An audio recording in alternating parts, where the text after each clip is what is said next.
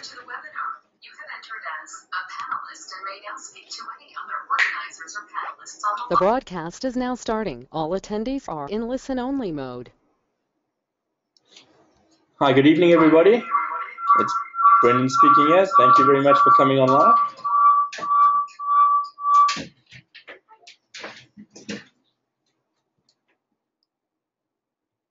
We're just going to wait 1 or 2 more minutes to see if anybody else is running, a couple of minutes late, just to allow them to get online. And then we'll get started. If you have any questions, please just type them in the questions bar at the bottom there. We'll try to keep tabs on them as they come up and answer them as we go. So please, the more interactive we can be, the more value everybody can get out of the webinar this evening. We've got myself here, Brendan Brown. I'm the CTO of the company of Migrate. So I'm more on the technology side, but I happen to have a passion for property. So I love presenting on the stuff. I'm actually actively investing in this project, and I'm also invested in Medical One, which we'll talk about a bit later on tonight, which we invested in earlier. It was our first medical portfolio in the States that we did. And I've got Michiel Lucas here. He's our business development manager and also quite a passionate guy about property. Good evening to everybody. I'm responsible to actually make this deal go through, and have been pretty much active on the due diligence side. So hopefully we can answer all your questions and really put you at ease, as we believe this is quite a significant opportunity, and hope you can share it with us. And you'll notice there that it says Scott Picken there next to the organizer presenter. It's because I'm using Scott's login over here because I'm just a panelist on this. So I had to go in on Scott's name. So it is Brendan here, not Scott, speaking tonight. So thanks everyone for coming online. I think most of the people that registered are on, so I think we're going to get started. My intention here is to do an overview of the USA Medical 2 portfolio that we're looking at purchasing in the United States at the moment in Atlanta. Michiel has actually been to the States and seen these buildings. I was on one of the inspection trips mid-2014 where I looked at 2 of the buildings on this portfolio, and then Michiel looked at the rest in October last year, and we've now pretty much about 95% completed our due diligence phase, and that pretty much ticks all the boxes, and we'll go through that tonight. So if anybody cannot hear me, please post it up in the questions or the chat box. And just before we get started, if you can raise your hand there's a little hand thing there that says you'd like to say something, just to let me know that you can hear me clearly. That would be fantastic. Okay, so we've got 1, 2, 3. Okay, getting a few hands raised. So we've got audio. Great. Thanks everyone. Thanks very much, guys. Okay, let's get started. So let's start with why the USA. So the US dollar is pretty much set to strengthen for a bunch of reasons, particularly against the Rand. The Rand continues to slide at about 6% per annum over the last 30-odd years. The US dollar has also been strengthening against the primary currencies being the pound, the Swiss franc, the yen, etc., purely because of the Fed tapering off on their quantitative easing. If nobody has any idea what quantitative easing is, please just put it in the question box and we'll answer that a little bit later on. But effectively, it's the Federal Reserve Bank printing the money. Yes, we will have a recording of this, so we'll be able to send you the video link tomorrow sometime, depending on how fast the internet will let us upload it. The USA has a young population that's growing. Their population growth at the moment, they're sitting at about 319 million. It's growing at about 1% per year. The young population, though, the age groups between roughly 15 and about 45 is growing quite a lot faster than that 1%, which is very key to our continual long-term success in any country that we're looking at. Economic growth, they're still maintaining a decent comeback from the GFC. They're continuing to be a country that shows massive resilience with a deep heart to come back hard on business. and it's fantastic to do business there. I can say I've been doing business there since 2011, and it's extremely rewarding because they're so pro-business that it's exceptional to work there. Carry on, yeah. They are energy independent. Now, we all know what's happened with the oil crisis, with the oil pretty much, the price of oil dropping dramatically over the last couple of months, right from, over $100 a barrel to just under $50 a barrel.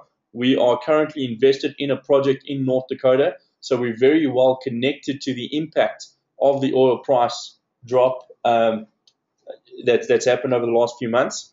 If anybody's got any questions around that, Michael and I are actually, research junkies, so we know quite a bit about it, but I'm not going to go into too much detail around that. But suffice to say that the markets that we've investigated and that we're actively invested in that are strong oil plays are extremely bullish on their ability to continue to produce oil and to invest capital in those markets. What's key here is the fracking technology that was developed that allowed the US to gain access to the oil reserves that they have, particularly in the Bakken region and in areas of Oklahoma and Texas, allowed them to go energy independent, where basically they became a net exporter of oil instead of a net importer of oil in 2014. It was predicted to happen in 2017, and that's actually what resulted in OPEC losing it a little bit and causing the oil price debacle. They're one of the top innovation countries in the world, depending on which report you read. At the moment, it's between three countries. The USA is top if you're reading anything out of the USA. Switzerland is top if you're reading anything out of Europe. And if you're reading anything that's kind of independent, they're actually saying that South Korea is a top innovation country in the world. So I suppose it depends on the report that you read. I think Dolph DeRiss says it great, where the statistics are just a bunch of numbers looking for an argument or something like that. So we'll leave that number 6 to open for debate. And they're still the dominant reserve currency in the world, where about 2/3 of the world trade is happening in US dollars.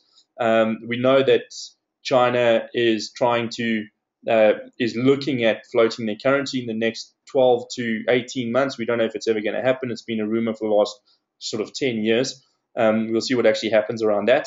But the bottom line is world trade takes a long time to change their habits. So they will continue to be a dominant currency for at least the 5 years that we intend to be invested in some of these projects that we're looking at. And that's extremely important when we're looking for safety and security in a first world country, in a first world currency. Because if we're in a currency that's massively susceptible to huge fluctuations, like we are in rands, we're kind of in a bit of a dangerous financial situation. So we always look for something that's very stable. We like the pound because the pound is still a little bit independent and very strong, independent of the Eurozone, but it's quite influenced by the Eurozone's, some of the issues that are happening in the Eurozone at the moment. But the US dollar continues to be something that performs very well. We do know what happened with the Swiss franc kind of decoupling itself from the euro, where it strengthened dramatically as a result of that a couple of months ago. And very interesting, but the US dollar still manages to be the one with the least volatility in terms of global trade. Well, not the least. I mean, currency trading is one of those things, but because it's the reserve currency, it's got a lot of stability. What's interesting about the population growth is, if you have a look at this graph, it's that age group of 15 to 64. That's the one that we want to be looking at for long-term stability. But the age group we want to be looking at for medical specifically is the 65s and older. And you can see that is pretty much going to double by 2050. But what we're seeing on the ground is approximately 10,000 baby boomers are turning 65 every single day. What's also interesting is we all know we'll accumulate wealth our entire lives and pretty much pay it all away to retain our health. And it's one of the key factors that we take into account when looking at projects, and particularly medical and healthcare real estate. So why Atlanta? We've spoken quite a lot about why Atlanta. I can tell you one of my preferences personally why I've invested there quite strongly is because it's one direct flight from Johannesburg to to Atlanta. But that's just my personal preference. It's got a lot of economic diversity. So we have invested in a particular development project in a boom town, specifically in North Dakota, around the oil play. And we looked at it very extensively. We actually went to North Dakota, I think it was about 6 times or 7 times, seven times between the investment committee before we actually went ahead. We chose not to go into residential, specifically because there are a lot of other people doing residential, and we were looking at an oversupply problem within about 2 years. And we didn't want to be in a development situation competing with other people on the ground in an oversupplied market with a single economic driver in that particular economy. So that's why we went for an industrial development where we could get in and out within an 18-month period. And that's been one of the best decisions we ever made, because we had no idea the oil would go down as much as it did. And thank goodness we did, because some of the lenders did run scared from North Dakota. But because we were already in the ground and we already had lenders in place and we already had 2 of our buildings sold, we de-risked that project massively. And luckily, our investors are very safe.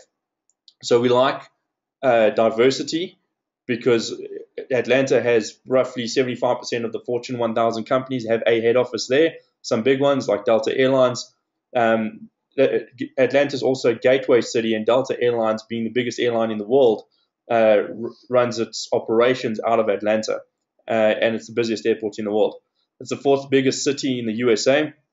It was voted the #1 city to move to in 2013 and 2014, and that's specifically because of climate. So it's got a reasonably stable climate. It's got pretty good tax incentives for people moving there. It's got a relatively low cost of living. So if you're renting in New York, for example, an apartment for $2,000 to $3,000 a month, and it's a tiny little 2-bedroom apartment, you can move into a 3,500 square foot or a 350 square meter mansion on a lake in a beautiful subdivision for $2,000 to $2,500 a month. And I mean, we've sold and invested in personally over the last 2 years well over 200 residential houses in Atlanta, or at least in the USA, of which about 150 are in Atlanta. And the quality of homes there, in terms of 4 to 5 bedroom homes in the $1,500 sort of price range, is phenomenal. So lifestyle is exceptionally highly valued in Atlanta, and that's one of the reasons why their population is growing at such a rate. They're actually about their population growth is about 1.6% per year, which is about 60% more than the national average of about 1% per year. And if you take southeast quadrant of the USA, it's pretty much the 4th largest economy in the world, and Atlanta's the hub of that economy. They've also become one of the strongest movie attraction production places in the world. They built the biggest movie production facility in the world, and that's currently running about 8 miles from one of the subdivisions we own there. That's a residential subdivision. That's also, Oh, and yes, as Michiel was just saying, one of our buildings in this medical portfolio we're going to look at tonight is quite close to that movie production house. So why medical? What we found is there are 3 major trends that are converging to give us an opportunity here that is exceptional. So one is the cap rate compression in the market. So we found in doing our research with the DLA Piper report in 2012 and 2013 that cap rates for commercial medical office suites were averaging between 7.5% and 8%. We purchased our first medical portfolio at a cap rate of 8.9%, which then gave us a discount of from the market average of about 10-11%, which meant our investors saved quite a substantial amount of money. If nobody knows what a cap rate is, please just type it in the question box over there. Michiel, maybe just you can explain it better than I can. It's the rental income divided by the purchase price, effectively. Yeah, the capitalization rate is effectively taking what we call the net operating income. That is basically after the expenses, but before we pay the debt. and that is divided by a percentage, which we call the cap rate. And to give you an example, if the cap rate is 7%, you will get a certain value. If the cap rate is 6%, that value will be higher than the previous value. And if you have a cap rate of 8%, then it will be lower than the other value. So effectively, in the commercial world, the building's value are determined by the income streams. And this is what we use to determine what is the price for the building and what we need to pay for it. Thanks very much, Michael. So effectively, if we can ride a cap rate compression trend, so where the cap rates are coming down consistently, it means the value of our buildings is going up. And that's pretty much, to summarize, why we are looking for that particular trend.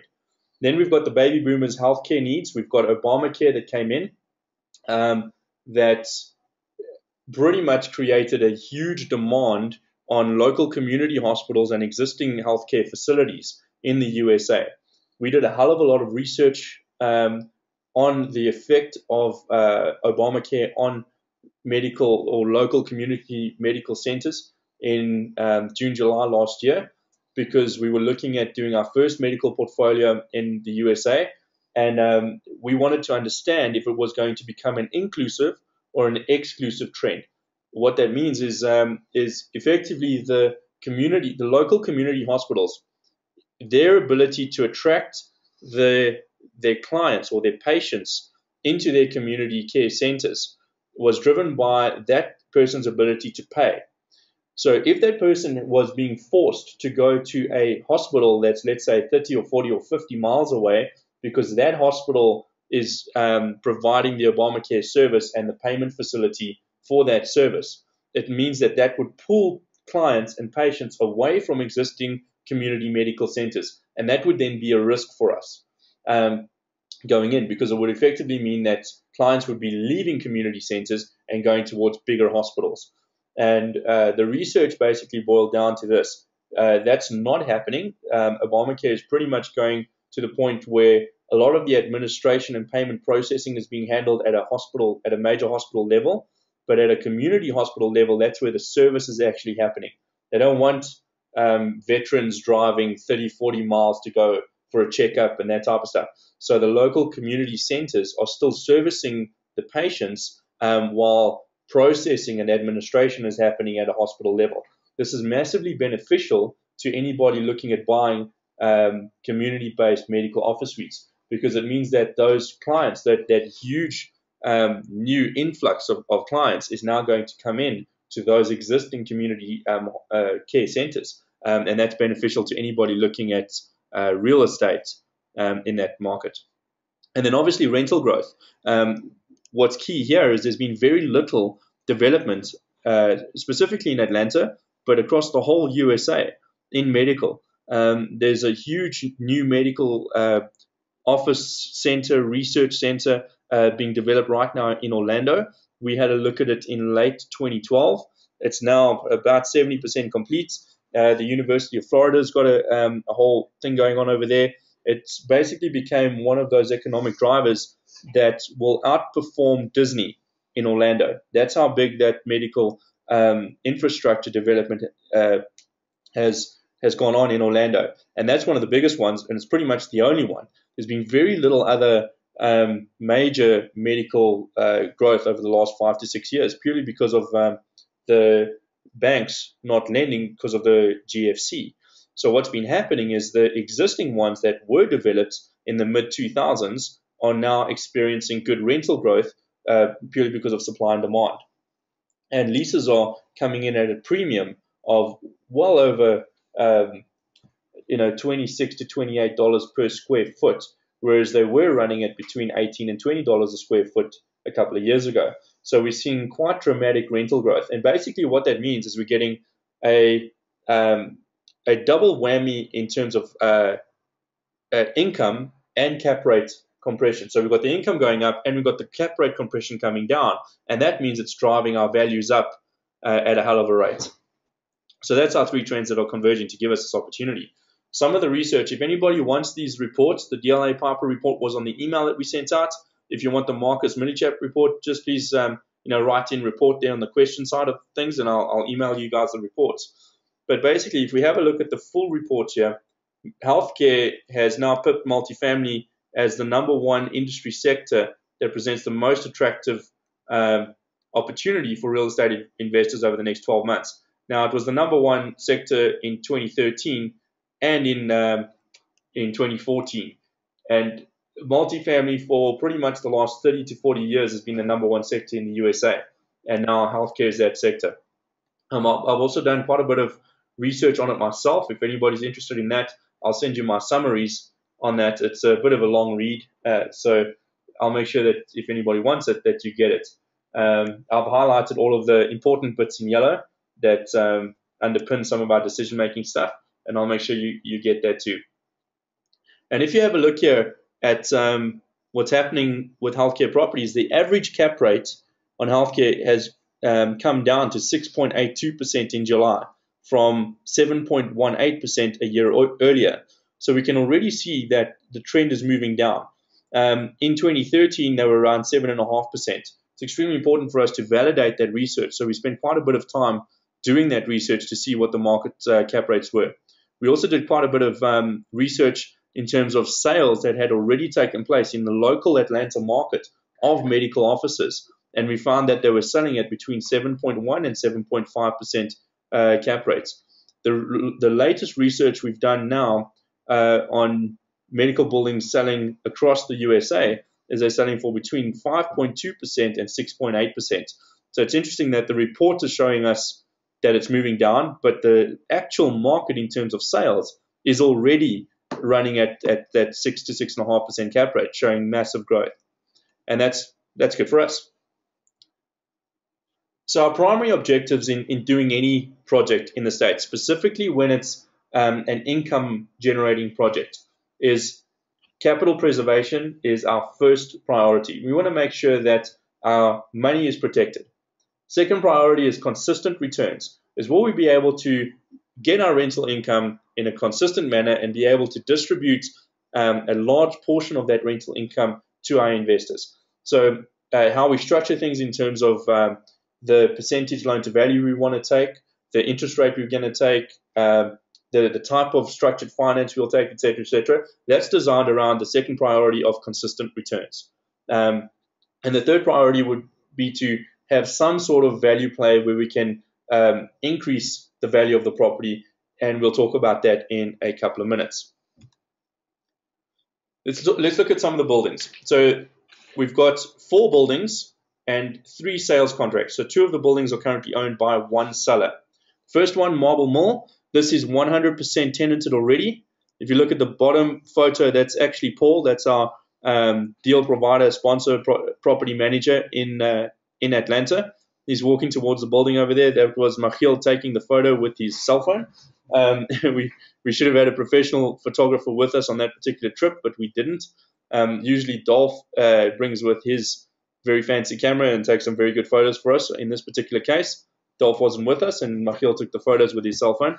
So excuse the quality, but effectively Marble Mall was about capital preservation. It's 100% tenanted. It was built, if I remember correctly, I stand to be corrected here on detail. I think it was built around 2006. So it's a relatively late model building. This is also extremely important. We want to buy late model buildings because the technology infrastructure that's built into the medical buildings needs to be relatively late model, internet connections, that type of stuff, and parking facilities. All of that stuff needs to be relatively late model, which allows us to charge relatively good market-related rentals. When we're looking at buildings built sort of late 70s, early 80s, and if you're looking up north in the New York sort of areas, that type of stuff, you can look at buildings that were built sort of early 1900s. We want late model buildings to ensure that we've got a low maintenance going forward. Johns Creek, another building. Michiel, you've been to these 2 buildings. I've only been to the Stockbridge ones. Maybe you can talk about these a bit more than me. Yeah, what is very important is the Johns Creek building is, we'll see a little bit later on the location, is directly opposite a fairly large hospital. This area is also in the area very equivalent to our Sandton area, which is the north east of Atlanta. And what's the beauty about these buildings is that the people that is in these buildings, especially on the right-hand side, I'm just going to try and show it here. There's a lady in a dentistry. She has already put in $1.3 million worth of dentistry equipment. So the message here is that it's high market. We're getting around about $26 per square feet, if I remember correctly.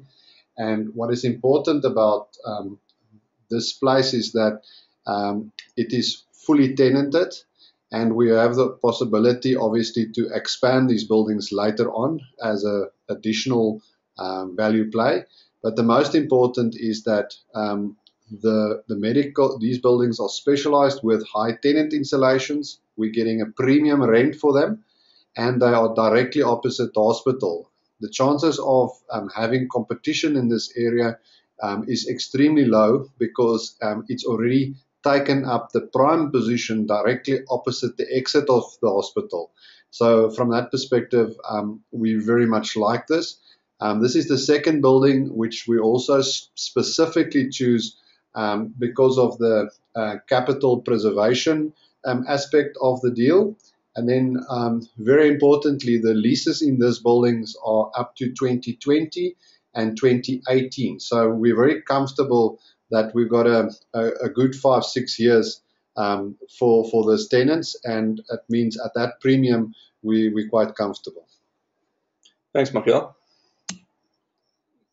So the next one was Stockbridge, and this was where we wanted to bring in 2 buildings as part of the portfolio for a value play.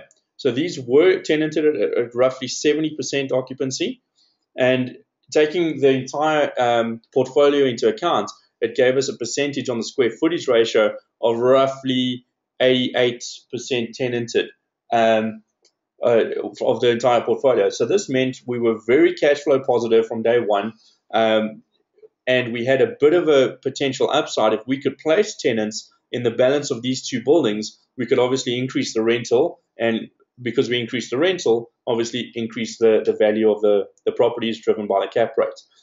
So on these, we have actually found a tenant, and we're looking at being about 80% tenanted on these already. They will be moving in, I think, in the first 2 months or 3 months after we close on the property. Yes, they are going to move in pretty much at the same time. So we give them roughly a month or two to do what we call tenant installation. And then once the tenant installation is there, then obviously we will start getting the income. So the concept that we did in the figures is we said to ourselves that we will take roughly about 1.5 years to get the building full, from 70 up to 100%. And within the first month already, we actually have another 10% up already. So we're currently at 80% vacancy. So we just have about let's call it a 20% to go still. And this is really proving the value of our sponsor. His interest is aligned with us. So he's also a leasing broker. So that means he's already, even before the deal, quite actively searching for tenants to fill this up, because he knows obviously the building value will continue to grow. Yeah. So I just see a question coming in there. What is a sponsor? So effectively, a sponsor is the person that provides a couple of services to us, and it can be multiple services. They usually bring the deal, so they have connections in the local market to bring an off-market deal, or they source the deal themselves. They bring the debt, so we cannot take the debt on as recourse lending from our side as investors. So they bring their balance sheet to the table in order to qualify for the debt and ring fence it for us so that it's non-recourse from the investor's perspective. And then oftentimes they'll bring the property management if they have that skill set in that particular niche. In this case, the sponsor fulfills all 3 needs for us. So they become a partner in the project with us, an equity stakeholder, and that usually requires money to be put into, so they've got skin in the game. And that's where we create incentives aligned on a project like this, where the sponsor's getting paid on performance instead of an upfront commission for for us buying the property through them or something like that. So we always look for something where we call it, this might sound crude, but it's the the pig and chicken rule. We have our chairman often tells a story that if you're having breakfast and there's some eggs on your breakfast and some bacon on the breakfast, the chicken's kind of involved, but the pig is very committed to that particular breakfast. So we want sounds terrible, but we want pigs. We want people that are committed to the deal and are going to feel the pain if the deal goes in the other direction along with us as investors. Where are they? So if you have a look at Atlanta, very similar to Johannesburg, if anybody's been to Johannesburg, it's got a ring road that runs around the middle of it, the 285. And anything outside of the 285 is called the bedroom suburbs. That's where most of the development happened from roughly 2002, 2003 up till about 2007 when the global financial crisis hit due to the subprime crisis. And the buildings like Marble Mill in Marietta and Johns Creek, up there in Johns Creek, that's pretty much the upmarket suburbs of Atlanta. Stockbridge down south is one of the sort of, it's not quite the A plus market, it's about the B plus to low A markets. We've actually sold quite a few residential homes in Stockbridge that perform exceptionally well for our clients. And we've actually stayed, I think, about 1 minute south of that building at one of the hotels over there when we do our buyer trips over. So in terms of these areas, they're very, very, very good. Michael, you know quite a lot about that northern area of Marietta because I think Buckhead here in North Atlanta is a very supreme area, and Marietta is the very next one out there that's almost as high. Average house prices are like $400,000-$500,000, very premium type of area, correct? Yeah, the main reason for the northern suburbs, you will see in the middle here is a big highway called the Georgia 400, and this is like a vein going north. And then a little bit north of this picture is also quite a lot of lakes. So it's like in South Africa comparable to the Hartbeespoort Dam, where quite a lot of clients have boats, etc. So the lifestyle up north is pretty nice. This is also Marietta, and just above Roswell, as you can see in the middle of the picture, is Alpharetta, and Alpharetta is pretty much where, if you want to go immigrate to Atlanta, where most of the South Africans are living. So I think something like 80% of the South Africans that live in America live in that. So I personally worked in that area for a year for another company, so I've been living there also for a year, so I pretty much know that area. So from let's call it from a higher end market perspective, it's extremely lucrative, and also what's important is that these hospitals are forming basically a hub and spoke system. That means that the other hospitals is obviously scattered more to the town center, and that basically means that if there is a hospital out here, the patients are much closer to their homes. So it means that that hospitals in those areas actually serve those areas, and it prevents people from traveling to the midtown. Just to give you an idea, from Marietta down just to more or less this area, which is Buckhead, that is about a 40-minute drive. So the distance is huge. So if you have something local in your community, especially an upmarket community, then it's quite sought after. And then just a little bit of added extra information around the Stockbridge buildings is they're also within walking distance of one of the Piedmont hospitals there. So it's exceptionally good and gets a lot of spillover clients from one of the major hospitals in that area. So let's talk about the deal. The total purchase price, that includes closing costs, project due diligence fees, etc., is $12.875 million. That figure might change slightly. That's our pro forma figure based on expectations of closing costs. We've got a good question here coming in. How much are our US partners, sponsors investing percentage-wise?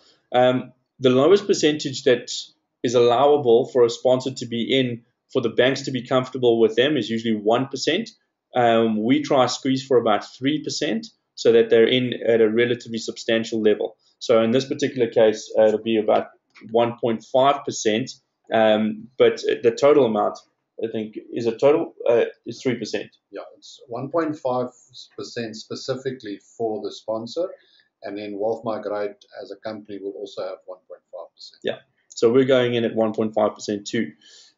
So we all have skin in the game. The equity raise that we have to put together, that's how much physical cash we have to raise in order to take down the project, is 3.975 million, roughly $4 million. It's going to wash out there or thereabouts.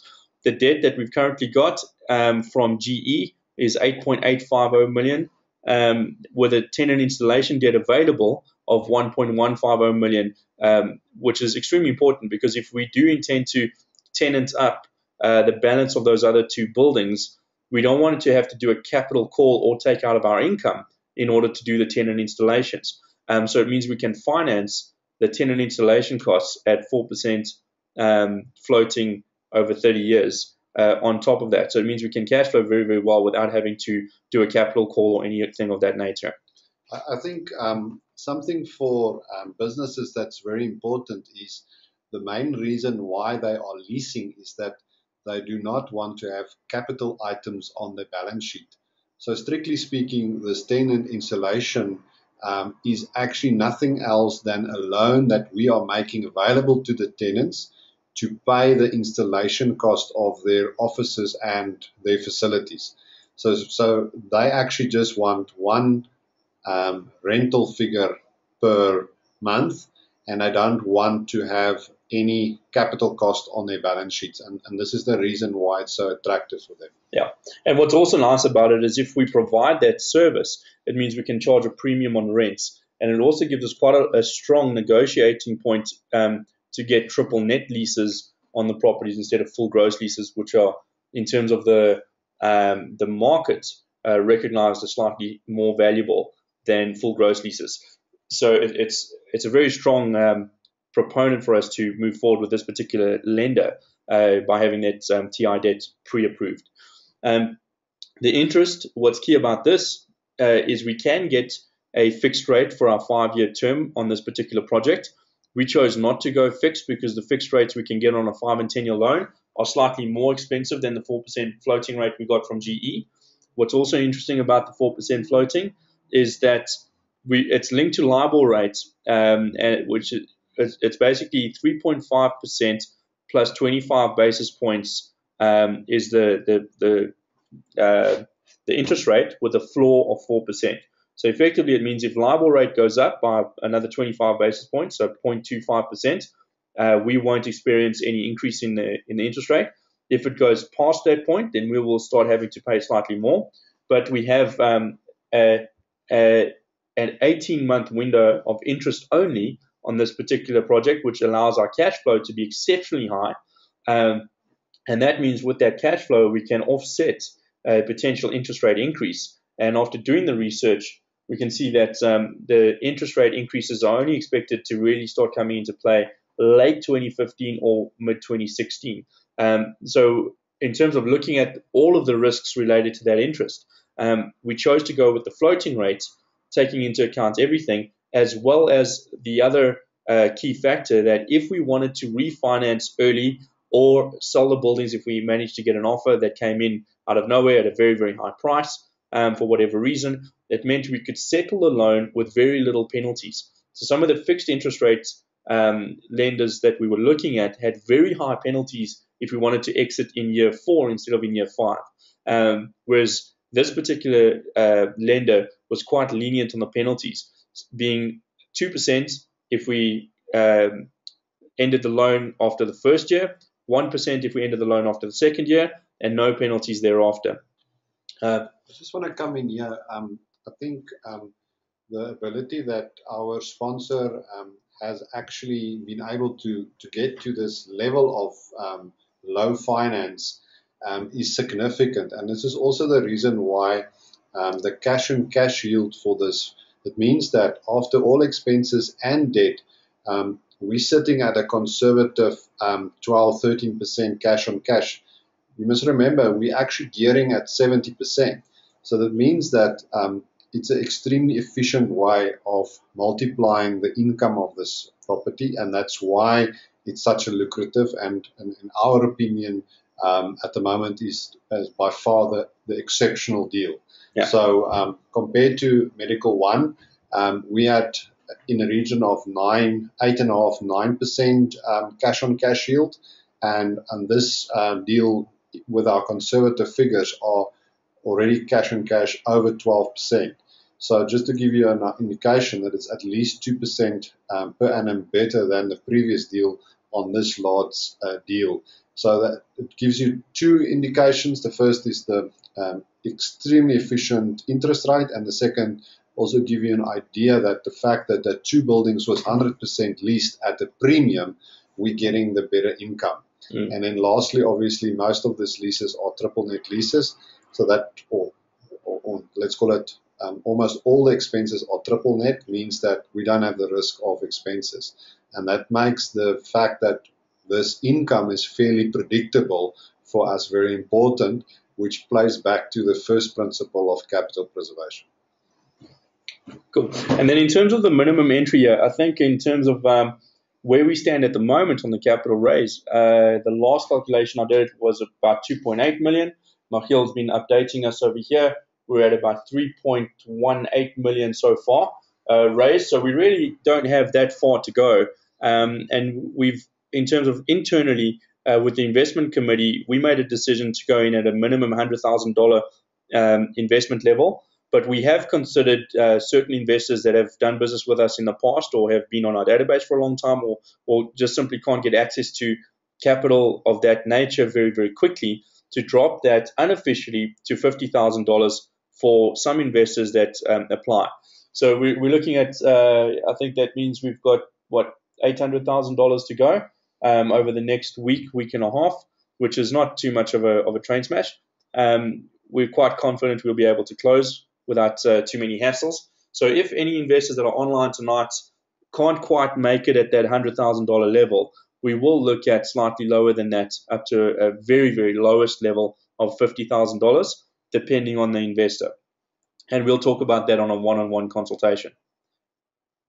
How much are you actually going to get paid? So let's look at, is my computer frozen? The spreadsheet, there we go. Just before we get there, we have got a question. With the triple net lease, is the tenant sufficiently incentive to maintain the building adequately? Yes, they are, in the sense that we, as the property management company, we actually appoint the contractors and we simply send them the bill. So it means that they don't actually have a choice not to pay. We agree what we're going to do, and then we do it, and then they actually pay for it. So we simply don't leave it up to the tenants for that matter. Yeah. And our property manager does regular inspection trips. We also employ a person dedicated to our portfolio when we take it over to ensure that the management of the buildings is taking place effectively. So it's one of those extra de-risking methods that we put in place in the USA. So let's have a look at some of the numbers here. So this is our pro forma calculations. Before I go into this, I just want to show you quickly on the three buildings, taking into account all of the income and expenses. Now, this has been pulled from the actual rent rolls. So what's physically been paid over the last 2 years, and then being extrapolated forward on each building. And if you have a look at the interest rate here, let me just maybe zoom in, you'll see that we did the calculations on a 4.5% interest rate in month 19 after the floating interest falls away, and we then start paying the principal down. And then it increases to 5% in year 3, 5.25% in year 4, and 5.5% in year 5. So we are taking into account a substantial increase in interest rates in order to, just to be conservative on the numbers over here. And that's across all 4 buildings. What's also key is when doing the numbers combined on all of the buildings, we've taken a further 5% buffer into account. So effectively a 5% vacancy on the entire project to further work on a conservative basis instead of on on a full, on what we're actually getting. So we should be able to outperform these numbers substantially. And that gives us a net cash on cash, if you look over here, over the 5 years, of 13% in 2015, just over 13% in 2016, etc. So if we go here across to the investor return, you can see how the money is actually distributed. So let's explain that. How we structure this deal is Wealth Migrate only really gets paid on performance. When we purchase the project on the 31st of March, we tally up all of our project due diligence costs, our flight costs, our survey costs, our legal costs, all the costs to draw up the operating agreements, the special purpose vehicle agreements, the joint venture agreements, the management agreements, all the rest of that stuff. And we tally that, and we get that refunded on closing of the project, and that's roughly $300,000. And that's really what it actually costs us to bring the project to the table, and that includes legal fees, etc., etc. We do not make any money out of that, but where we do make our money, this is key to know, is on performance of the project. So the first 8% is the hurdle rate or the preferred return rate, and that's what gets paid to investors before we get paid a single cent. So after all expenses have been paid on the project, debt's been paid on the project, whatever cash is left in the account is distributed out to the investors. And if you look at 2015, that's forecasted around $516,000 on the entire project. And then the first 8% of that would be the $318,000 that's distributed out to the investors. What's left is the difference between the 516 and the 318, and that's the super profit. That we then split 50-50 with the investor and with ourselves, Wealth Migrate. Then on Wealth Migrate's back end, we further split that with the sponsor 50-50. So Wealth Migrate's money is then split with the sponsor, and that's how they are incentivized to make sure the project works exceptionally well.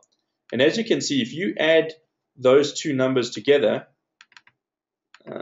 why is it showing a print area thing there? We're sitting with a number of roughly 10.5% distributed out to the investors every year of net cash flow. So that basically means it was the 8%, and the 12% you saw previously is divided by 2. And that means the 4 is divided by 2, which is another 2. That's for 8 plus 2 is 10, and that's where the 10 comes from. Yeah. So that is how it turns out. So from an investor perspective, you can very easily work out pretty much what you expect or can expect, and this is getting paid out every 3 months. And if we go according to plan, if we close at the end of March, 3 months later, in the 4th month, after the first quarter, you will get your first quarter of the 10%, and obviously the 4 quarters will add up to 10% over a year. So to summarize that is, if you're investing $100,000, you can expect to make roughly $10,500 a year in income, and then from that, you've obviously got to pay your expenses on your setup in the USA. And obviously that's set up in terms of if you own an LLC or an incorporated account or something like that, it's going to have some operational costs. My personal LLC costs roughly $2,000 a year to do the tax returns, etc., etc. But I have multiple investments held in that LLC. So the more I invest, the cheaper it becomes in terms of operational expenses on that. So that's how you earn your money. Let's go back to the presentation. And that's how we earn our money. And I think, does anybody have any questions around that? Great question. How does tax affect these numbers? So we got some great techniques that we are not tax experts. I just want that out there. First is we do not give any tax advice. We are not financial experts at all. All we're doing is showing you what we are actively doing ourselves.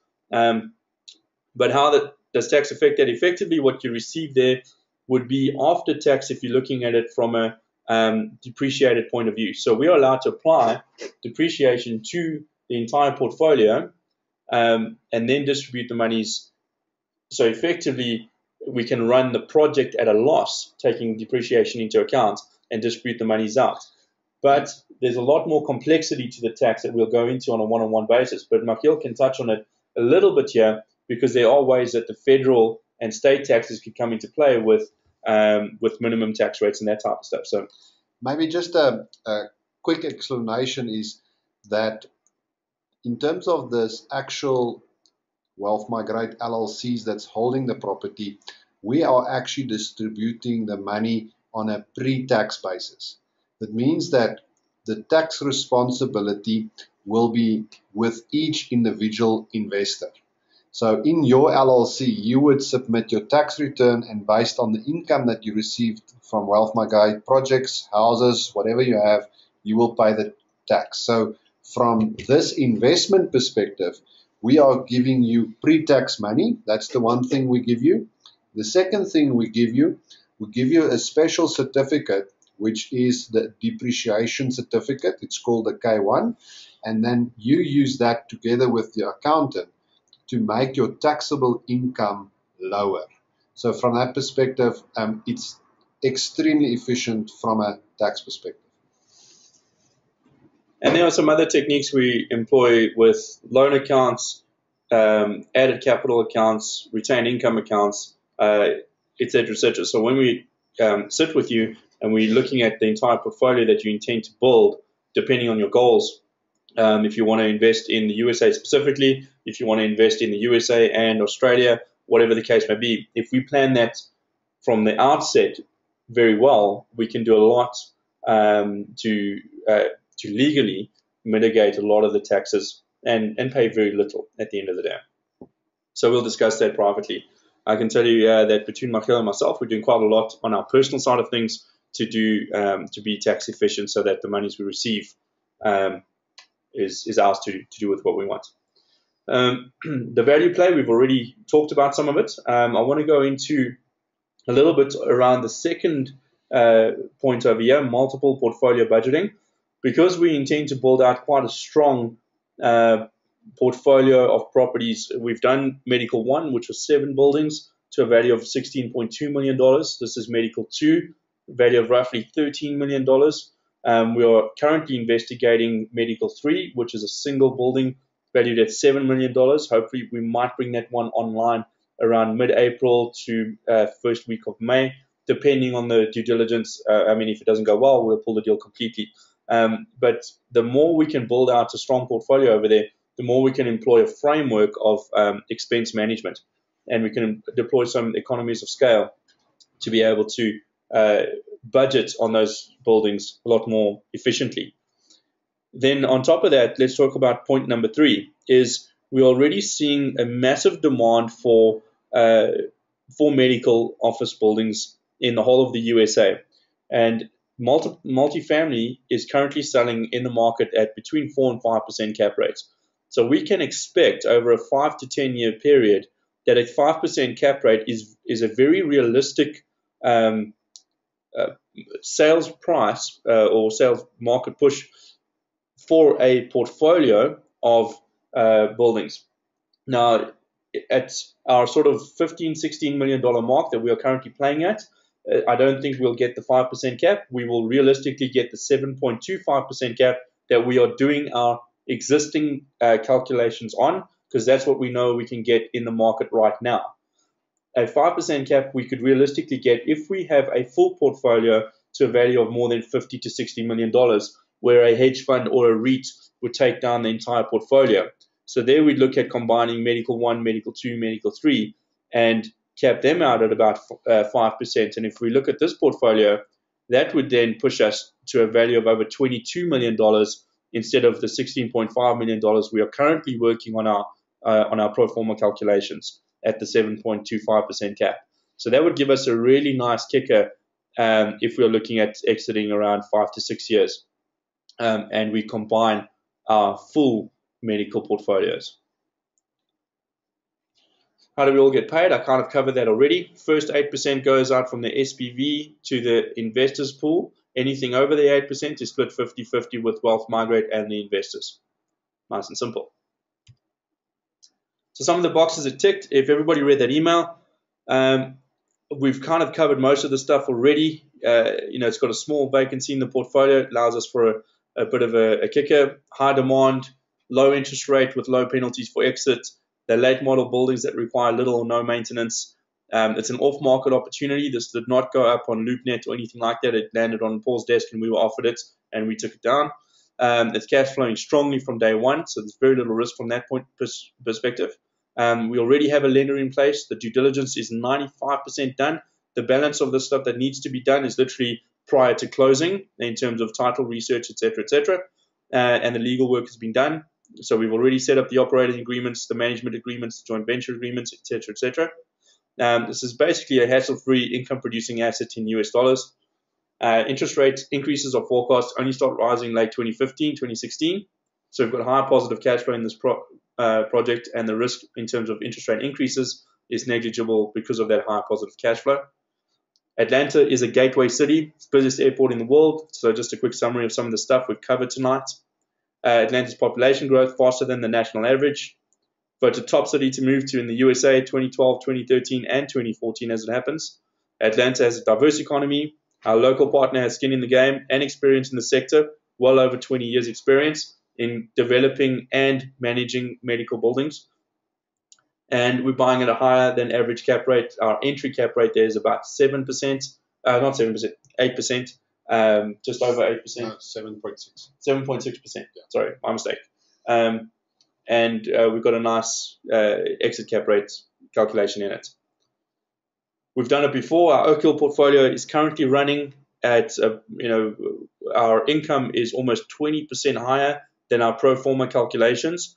We were also very conservative when doing the calculations. We took into account a lot of factors, and we're outperforming our pro forma calculations at closing by roughly 20%. Our first distribution was paid out to investors at the end of January. They can expect their next distribution in mid-April, and it's doing great. So I am actually personally invested in Oak Hill. I'm not going to say the amount, but basically I went in at the minimum amount, and I received my first payment in January along with all the other investors in it. And just to let you guys know, is when I believe strongly in stuff, I believe you've got to drink your own Kool-Aid. I'm personally investing in Medical 2 too.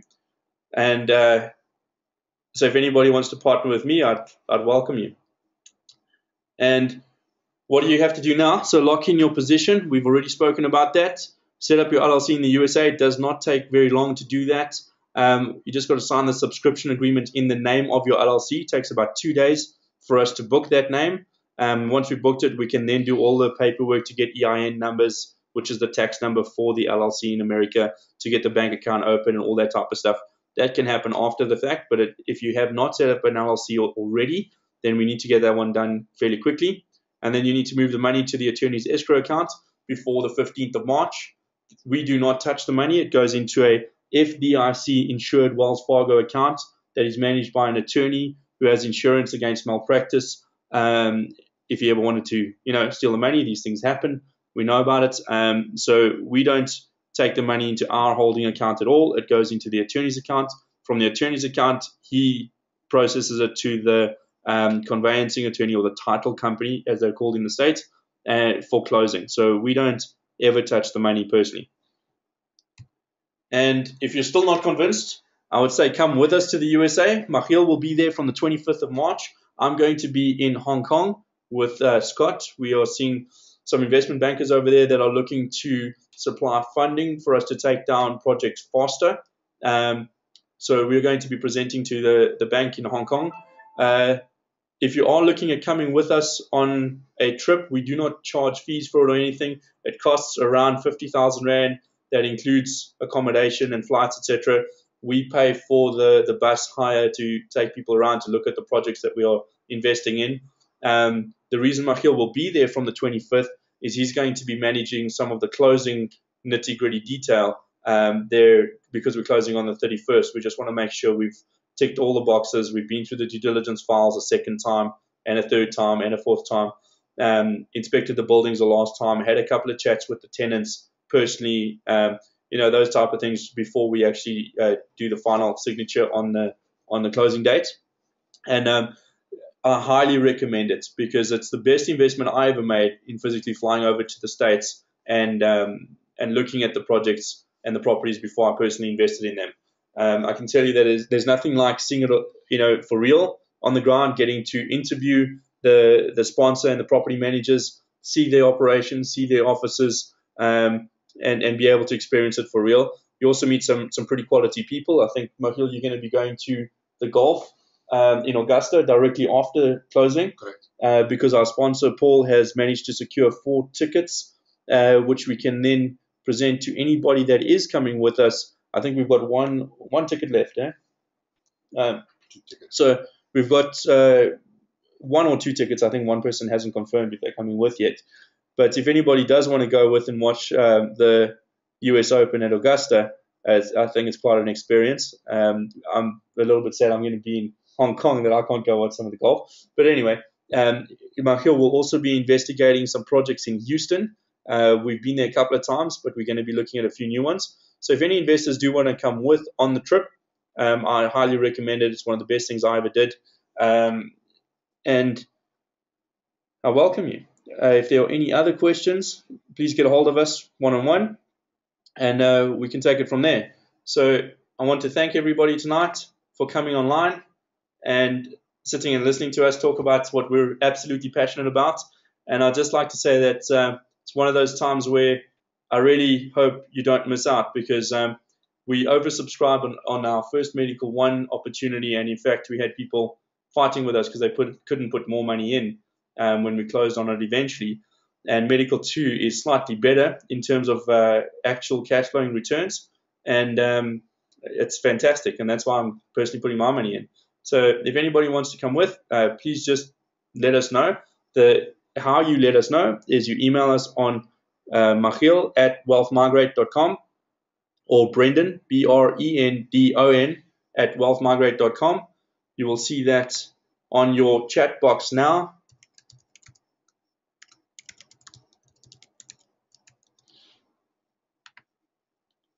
And that's all you really have to do. Drop us an email, give us a call, and we'll make sure you get your slot locked in. It looks like we're going to be all rosed out by mid next week. So lock your spot in quickly. And thank you very much. Good night. If there's any other questions, please just drop us an email. And I will catch you then next week. Thank you.